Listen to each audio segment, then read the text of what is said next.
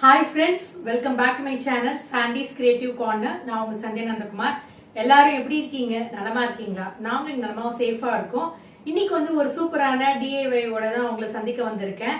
நம்ம சேனலை first time பார்க்கறவங்களா இருந்தீங்கன்னா மறக்காம சேனலை சப்ஸ்கிரைப் பண்ணிடுங்க.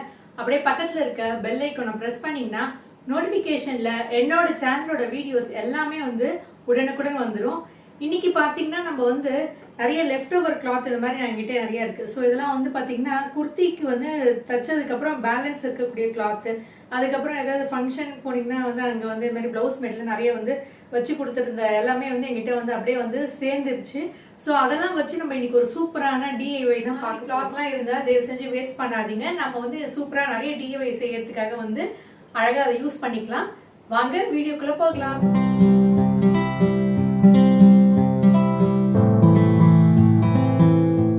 ஹாய் ஃப்ரெண்ட்ஸ், இன்றைக்கி ஒரு சூப்பரான செல்ஃபோன் பவுச் தான் பார்க்க போகிறோம். இந்த சூப்பரான செல்ஃபோன் பவுச்சுக்கு தேவையான பொருள் என்னென்னு பார்த்தலாம். வீட்டில் இருக்கக்கூடிய கிளாத்தை வச்சு சூப்பரான இந்த செல்ஃபோன் பவுச் செய்கிறதுக்கு 8 × 9.5 இன்ச்சஸ் லென்த்தில் கிளாத் எடுத்துக்கோங்க. ஸோ லென்த்து பார்த்திங்கன்னா 8 இன்ச்சஸும் பிரெத்து பார்த்திங்கன்னா உங்களுக்கு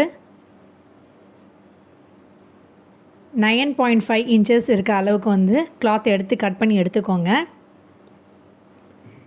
இந்த மாதிரி உங்களுக்கு 3 கிளாத் தேவைப்படும். ஒன்று பார்த்திங்கன்னா இன்டர்ஃபேஸிங்கும், அடுத்தது பார்த்திங்கன்னா இந்த ப்ளூ கலர் கிளாத்து இன்னொரு குட் சைட் கிளாத்தாக வச்சுக்க போகிறோம் நம்ம. ஸோ இந்த மாதிரி நம்மளுக்கு 3 கிளாத் தேவைப்படும். ஒரு இன்டர்ஃபேஸிங் கிளாத்தும் 2 குட் சைட் கிளாத்தும், அது நல்ல கிளாத் நம்மளுக்கு தேவைப்படும். அடுத்து எந்த சைஸில் கிளாத்து தேவைப்படும் அப்படின்றத காட்டுறேன். இது அப்படியே இருக்கட்டும். இந்த கிளாத்தோட சைஸ் பார்த்திங்கன்னா 9 இன்ச்சஸ் லென்த்தும் 12 இன்ச்சஸ் பிரெத்தும் இருக்க மாதிரியான கிளாத் கட் பண்ணி எடுத்து வச்சுக்கோங்க. பார்த்திங்கன்னா 9 இன்ச்சஸ் இருக்குது.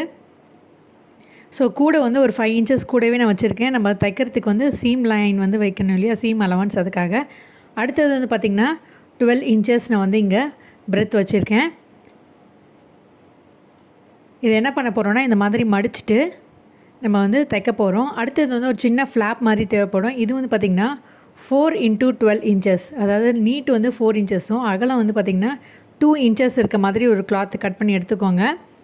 இதுக்கு ஒரு சின்ன லைனிங், ஒரு இன்டர்ஃபேஸிங் மாதிரி வைக்கிறதுக்கு அதுக்கு இந்த மாதிரி கட் பண்ணி எடுத்துக்கோங்க.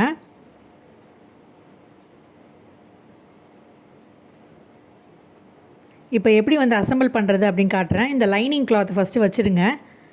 அதுக்கு அடுத்தது பார்த்திங்கன்னா இந்த blue colour cloth good side நம்ம ஃப்ரண்ட்டில் ஃபேஸ் பண்ணுற மாதிரி வச்சுக்கோங்க. பேக் சைடில் பார்த்திங்கன்னா ராங் சைடு இருக்கணும். ஸோ நம்மளை ஃபேஸ் பண்ணுறது குட் சைடாக இருக்கணும். அடுத்தது பார்த்திங்கன்னா நம்ம இந்த 9 × 12 இன்ச்சஸ் கிளாத் இருக்கு இல்லையா, ரெண்டாக மடித்தோம் இல்லையா, அந்த கிளாத்தை நடுவில் அந்த மாதிரி வச்சுருங்க. ஸோ அதை நம்ம குட் சைட் ஃபேஸ் பண்ணுற மாதிரி மடித்து வச்சுருங்க. அடுத்தது பார்த்திங்கன்னா இந்த ஃபஸ்ட்டு கிளாத் இருக்கு இல்லையா, அந்த 8 × 9.5 இன்ச்சஸ் கிளாத்து, அதை குட் சைடு ஒன்றா ஃபேஸ் பண்ணுற மாதிரி வச்சுருங்க. நம்மளுடைய ராங் சைடு நம்மளை ஃபேஸ் பண்ணுற மாதிரி வச்சுக்கோங்க. இப்போ நம்ம எல்லாத்தையும் பெல் பின் செக்யூர் பண்ணி ஃபுல்லாக வச்சிடலாம். ஸோ அதை தைக்கும் போது நம்மளுக்கு இந்த அசம்பிள் பண்ணது எதுவுமே நகராமல் இருக்கிறதுக்காக நம்ம பெல் பின் செக்யூர் பண்ணிடலாம். கொஞ்சமாக ஸ்பேஸ் விட்டுருங்க. இது வழியாக தான் நம்ம துணியை திருப்ப போகிறோம். அதனால் கொஞ்சமாக கேப் விட்டுட்டு நம்ம தையல் போட்டுடலாம். ஸோ சுற்றி பார்த்திங்கன்னா நம்ம பெல் பின் செக்யூர் பண்ணியாச்சு. இந்த ஸ்பேஸ் அப்படியே வச்சுடுங்க. நம்ம தைச்சதுக்கப்புறம் இது வழியாக திருப்ப போகிறோம். இப்போ தைச்சிட்டு கொண்டு வந்துடலாம் பாருங்கள். நீங்கள் பிகினர்ஸாக இருந்தீங்கன்னா கண்டிப்பாக பெல் பின் செக்யூர் பண்ணி தைச்சிங்கன்னா ரொம்பவே பர்ஃபெக்டான ஃபினிஷ் உங்களுக்கு கிடைக்கும் ஃப்ரெண்ட்ஸ்.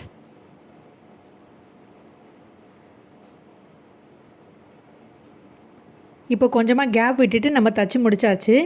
இது வழியாக தான் நம்ம கிளாத்தை திருப்ப போகிறோம். இப்போ எக்ஸஸாக இருக்க கிளாத் எல்லாத்தையும் கட் பண்ணி எடுத்துருங்க. இந்த ரஃப் எட்ஜஸ்லாம் நம்ம கட் பண்ணிடலாம். கார்னர்ஸ்லாம் நல்லா ட்ரிம் அவுட் பண்ணிவிடுங்க. இப்போ பார்த்திங்கன்னா நம்ம ரஃப் எட்ஜஸ் எல்லாத்தையும் கட் பண்ணியாச்சு. இப்போ நம்ம அதை திருப்பி விட்டுட்டு உங்களுக்கு காட்டுறேன் பாருங்கள். இந்த சின்ன கேப் வழியாக நம்ம கிளாத்தை திருப்பி விட்டுடலாம்.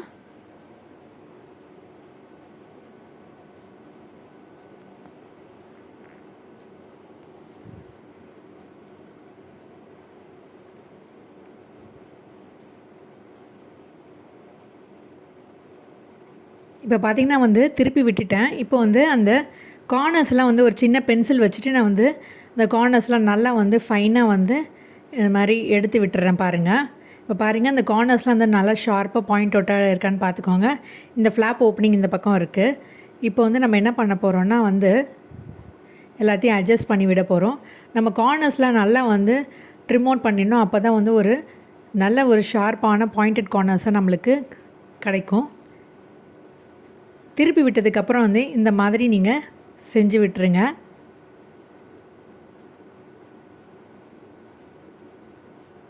அவ்வளோதான் ஃப்ரெண்ட்ஸ். இப்போ வந்து நம்ம என்ன பண்ண போகிறோன்னா இதை வந்து குட் சைடாக இருக்குது. இது இப்படி திருப்பி விட்டுடலாம் பாருங்கள்.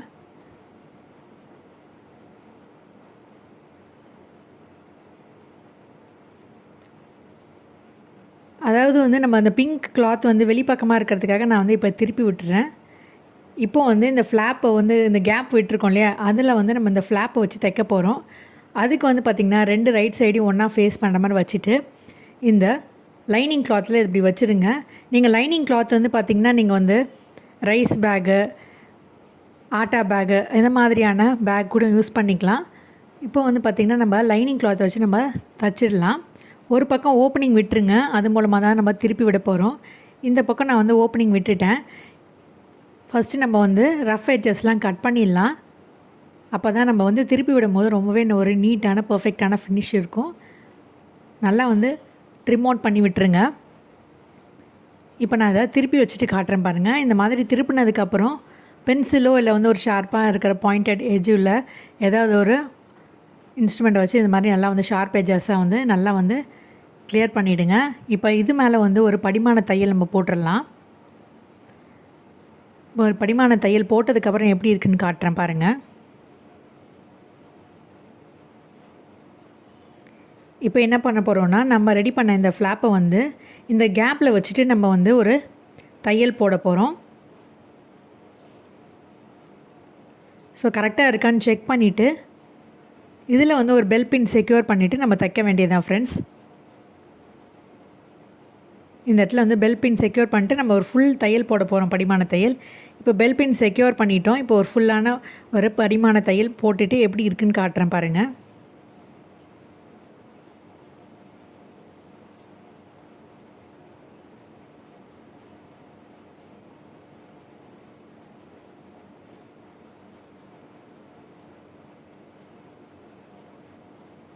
இப்போ பார்த்திங்கன்னா நம்ம ஃபுல்லாக வந்து ஒரு படிமான தையல் போட்டாச்சு. இப்போ வந்து 2 வந்து ஈக்குவலாக மடித்து கரெக்டாக இருக்கான்னு செக் பண்ணி பாருங்கள். சரிசமமாக இருக்குது. இப்போ இந்த இடத்துல ஒரு தையல் போட போகிறோம். கரெக்டாக இருக்கான்னு செக் பண்ணிவிட்டு ஈக்குவலாக இருக்கான்னு செக் பண்ணிவிட்டு ஒரு பென்சில் மார்க்கர் வச்சு நம்ம வந்து மார்க் பண்ணிவிட்டு தையல் போட்டுடலாம் சென்டராக. இப்போ தச்சு முடிச்சதுக்கப்புறம் இப்படி தான் இருக்கும் ஃப்ரெண்ட்ஸ். இப்போ என்ன பண்ண போகிறோன்னா இந்த இடத்துல வந்து ஒரு பட்டனோ இல்லை வல்க்ரோவோ வச்சு தைக்கணும் இல்லையா, அதுக்கு நான் இன்றைக்கி வந்து வல்க்ரோ வச்சு தைக்க போகிறேன். உங்கள்கிட்ட வல்க்ரோ இல்லைன்னா பரவாயில்ல, நீங்கள் நார்மல் பட்டன் இல்லை ப்ரெஸ் பட்டன், மேக்னெட் அந்த மாதிரி எது வேணால் நம்ம யூஸ் பண்ணிக்கலாம் ஃப்ரெண்ட்ஸ். இப்போது நான் வந்து வல்க்ரோ வச்சு தான் வந்து தைச்சி காட்ட போகிறேன். கரெக்டாக வந்து மார்க் பண்ணிக்கோங்க, ரெண்டும் ஈக்குவலாக இருக்கான்ட்டுன்னு செக் பண்ணிக்கோங்க கரெக்டாக இருக்கான்ட்டுன்னு. இப்போ மார்க் பண்ணியாச்சு. 2 பக்கமும் நான் வந்து பெல் பின் செக்யூர் பண்ணியிருக்கேன். இதை வந்து உள்பக்கமாக வச்சு பெல் பின் செக்யூர் பண்ணியிருக்கேன் பாருங்கள். இந்த இடத்துல எப்படி பெல் பின் செக்யூர் பண்ணியிருக்கேன். இப்போ தச்சிடலாம். இப்போ பார்த்திங்கன்னா ஒரு பக்கம் நான் தச்சு முடிச்சிட்டேன். இன்னொரு பக்கம் வந்து பார்த்திங்கன்னா உங்களால் வந்து மிஷினில் தைக்க முடிஞ்சுன்னா அந்த இடத்துல மிஷினில் தைச்சிடுங்க. இல்லைன்னா நீங்கள் வந்து கையாலே வந்து சிம்பிளாக வந்து நார்மல் தையல் போட்டு ஃபினிஷ் பண்ணிடலாம்.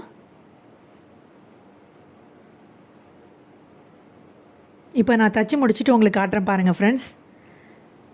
ஸோ அவ்வளோதான் ஃப்ரெண்ட்ஸ். இப்போ நான் வந்து தச்சு முடிச்சுட்டேன். நம்மளுடைய சூப்பரான பவுச் வந்து செல்ஃபோன் பவுச் ரெடி ஆகிடுச்சு. பாருங்கள் எவ்வளோ பியூட்டிஃபுல்லாக அழகாக இருக்குது.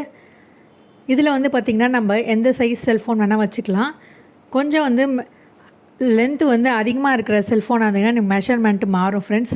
மற்றபடி வந்து இந்த செல்ஃபோன் பவுச்சு நீங்கள் வந்து எல்லா செல்ஃபோனுக்கும் யூஸ் பண்ணுற மாதிரியான ஒரு அளவு தான் உங்களுக்கு கொடுத்துருக்கேன். கண்டிப்பாக ட்ரை பண்ணி பாருங்கள். மறக்காமல் கமெண்ட் செக்ஷனில் எப்படி இருக்குதுன்னு கமெண்ட் பண்ணுங்கள். எனக்கு ரொம்பவே என்கரேஜிங்காக இருக்கும் ஃப்ரெண்ட்ஸ்.